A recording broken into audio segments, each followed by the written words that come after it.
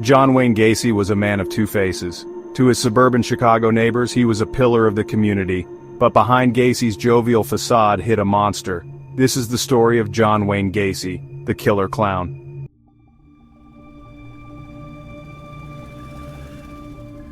Gacy was born in 1942 and grew up in a working-class neighborhood. He was active in his community, even entertaining children as Pogo the Clown. But behind the charade, Gacy harbored a dark secret.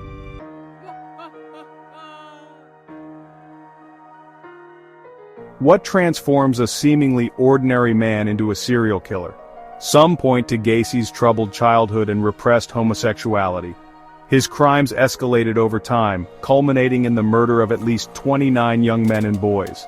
Monsters are not born, they are made.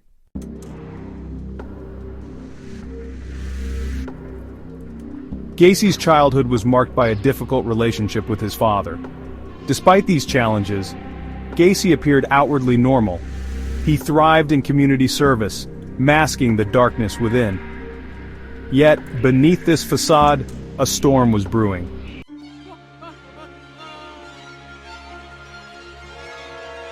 Gacy embraced the persona of Pogo the Clown. He reveled in the attention, concealing his true nature behind a mask of mirth. The clown suit became a symbol of Gacy's profound deception.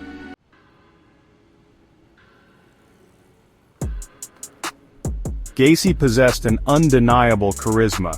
He targeted young men and boys, offering them work and mentorship. Gacy's ability to compartmentalize his public persona from his dark desires was chilling.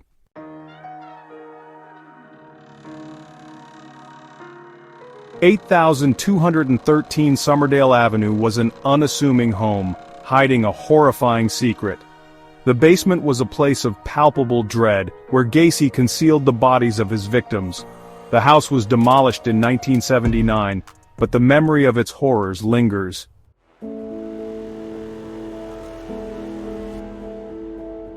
Gacy's victims were young men and boys with dreams and aspirations. He preyed on their trust, offering a sense of security only to betray it. Families were left shattered, their grief compounded by the not knowing. Their memories live on, a testament to the enduring power of human connection.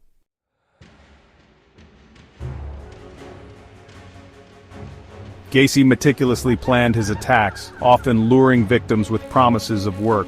He would bind and torture them, deriving pleasure from their suffering. The crawl space beneath his house became a macabre tomb.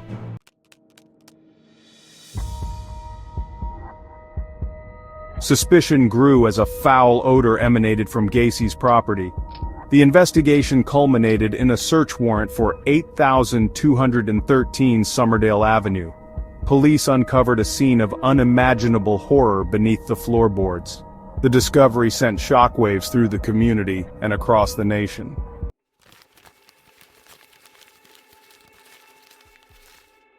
The case that would ultimately unravel John Wayne Gacy's web of deception began with the disappearance of 15-year-old Robert Piest. On December 11, 1978, Robert vanished without a trace after leaving his part-time job at a pharmacy in Des Plaines, Illinois. His last known contact was with a man who had been at the pharmacy earlier, discussing a potential contracting job with Robert's manager. That man, witnesses would later confirm, was John Wayne Gacy.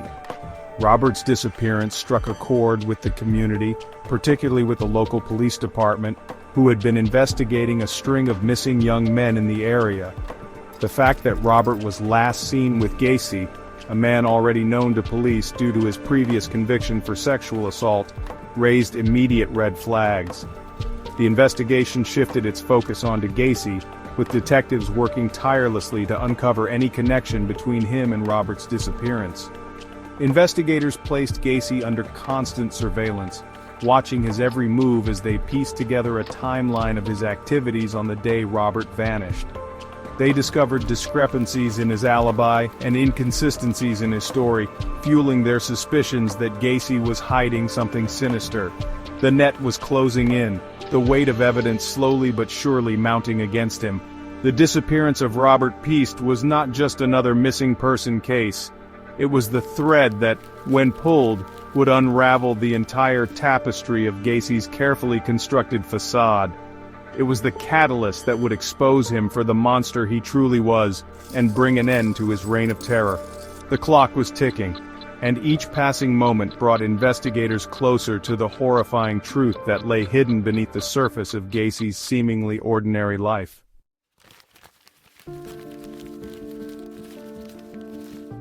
As the investigation into Robert Piest's disappearance intensified, detectives began to uncover a disturbing pattern in Gacy's past.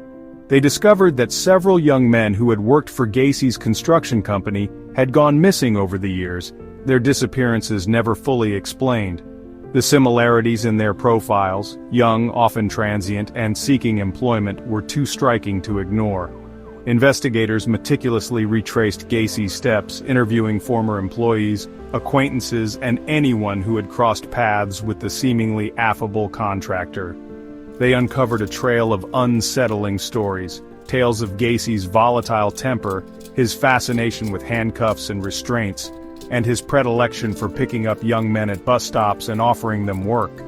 The pieces of the puzzle were slowly coming together, forming a chilling picture of a predator hiding in plain sight. A search of Gacy's criminal history revealed a previous conviction for sodomy of a teenage boy, a chilling reminder of his capacity for violence and deception. The more investigators dug, the more convinced they became that Gacy was responsible for Robert Piest's disappearance, and likely involved in the other missing persons cases. The walls were closing in, the weight of suspicion becoming unbearable. Armed with mounting evidence and a growing sense of urgency, detectives obtained a search warrant for Gacy's property at 8213 Summerdale Avenue. It was a gamble, a desperate attempt to find any trace of Robert Piest and uncover the truth behind the disappearances that had plagued the community for far too long. Little did they know that they were about to unearth a horror far greater than they could have imagined.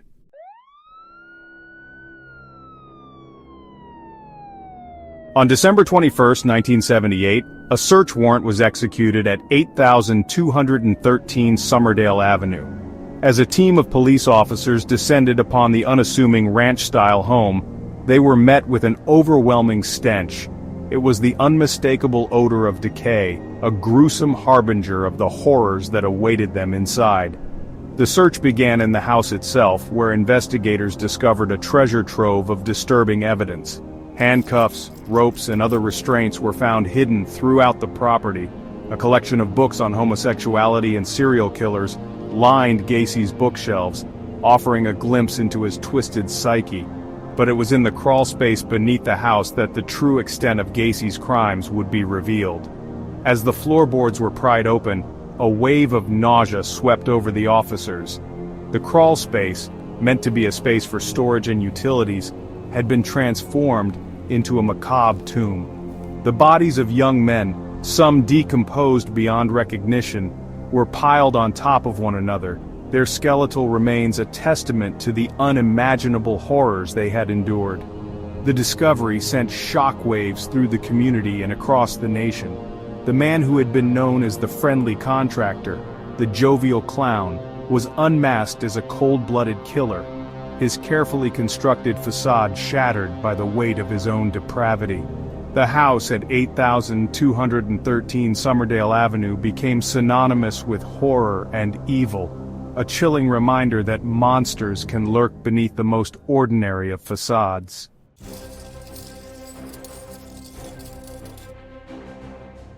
Faced with the overwhelming evidence unearthed at his home, John Wayne Gacy confessed to his crimes. He admitted to luring young men and boys to his house, where he would overpower, torture, and murder them. His confession was chilling in its detail, a matter-of-fact recounting of unspeakable acts of cruelty. Gacy claimed to have acted alone, his victims chosen at random, their lives extinguished in a fit of rage or a moment of perverse pleasure. He showed little remorse for his actions, his only concern seeming to be the preservation of his own twisted legacy. He even attempted to use his clown persona, Pogo, as a shield, claiming that the clown was a separate entity, not responsible for the horrors he had committed. The weight of evidence against Gacy was insurmountable. The bodies found beneath his house, The testimony of those who had barely escaped his clutches, and his own chilling confession painted a clear picture of a serial killer who had terrorized the community for far too long. On March 13, 1980, John Wayne Gacy was found guilty of 33 counts of murder and sentenced to death. The trial had captivated the nation. The gruesome details of his crimes splashed across newspapers and television screens. The man who had once been a respected member of the community, a master of disguise, was now exposed for the monster he truly was.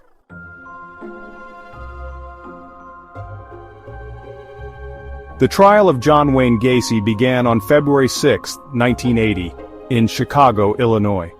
The courtroom was packed, the atmosphere thick with anticipation and dread.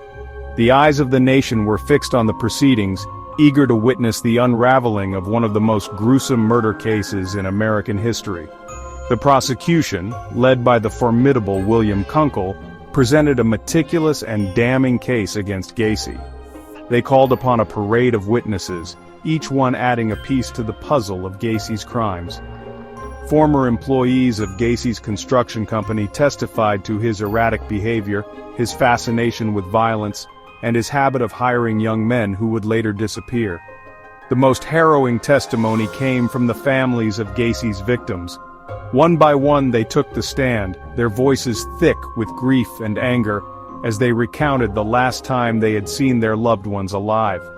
Their pain was palpable, a stark reminder of the human cost of Gacy's depravity. The prosecution presented a mountain of physical evidence, including the bodies recovered from Gacy's crawl space, the restraints and torture devices found in his home, and the jewelry and personal belongings of his victims. The evidence was overwhelming, leaving little doubt in the minds of the jury that Gacy was responsible for the horrific crimes of which he was accused.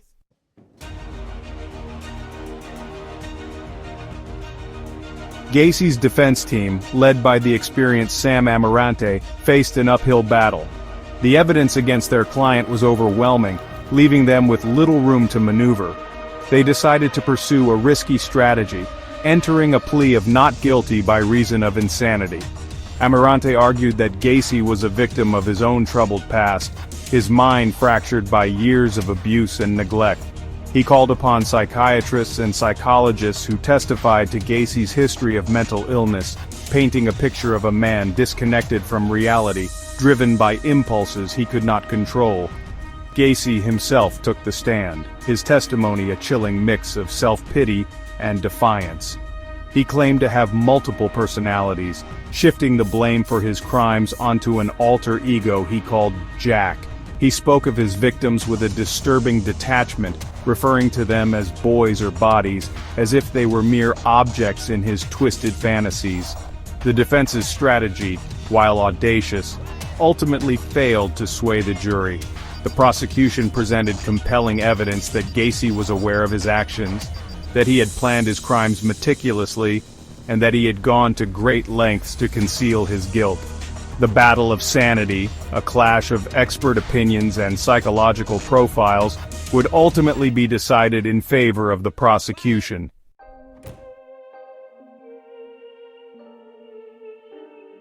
After a 6-week trial that had gripped the nation, the jury deliberated for less than 2 hours before reaching a verdict.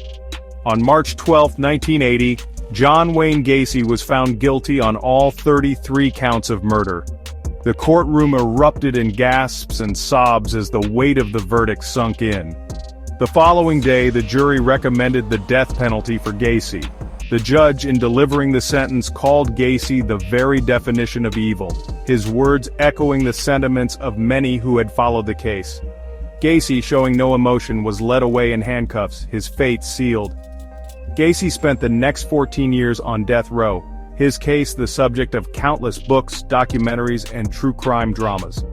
He appealed his sentence numerous times, claiming that he was mentally incompetent at the time of his trial, and that he had received inadequate legal representation. However, his appeals were all denied. On May 10, 1994, John Wayne Gacy was executed by lethal injection at Stateville Correctional Center in Illinois.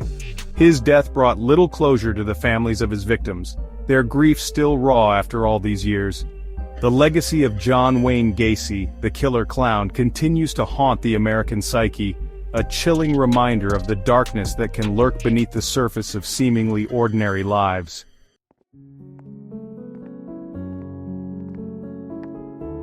John Wayne Gacy's reign of terror ended on May 10, 1994, when he was executed by lethal injection.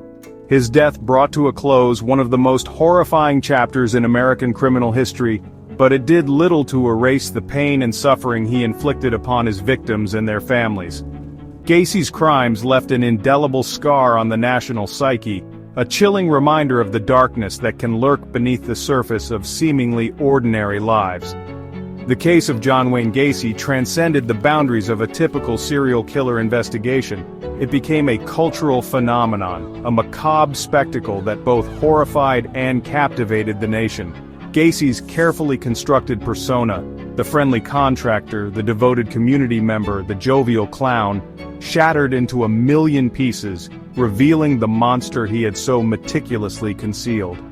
In the aftermath of Gacy's arrest and conviction, the nation grappled with a host of unsettling questions. How could someone who appeared so normal, so integrated into the fabric of society, be capable of such unspeakable acts? How could a community, a nation, fail to see the warning signs, the subtle cracks in the facade that hinted at the darkness within? The legacy of John Wayne Gacy is a complex and troubling one. It is a story of betrayal, of the fragility of trust, and of the enduring power of evil to disguise itself in the most innocuous of forms. But it is also a story of resilience, of the unwavering love of families who refuse to let their loved ones be forgotten, and of the unwavering pursuit of justice, even in the face of unimaginable horror.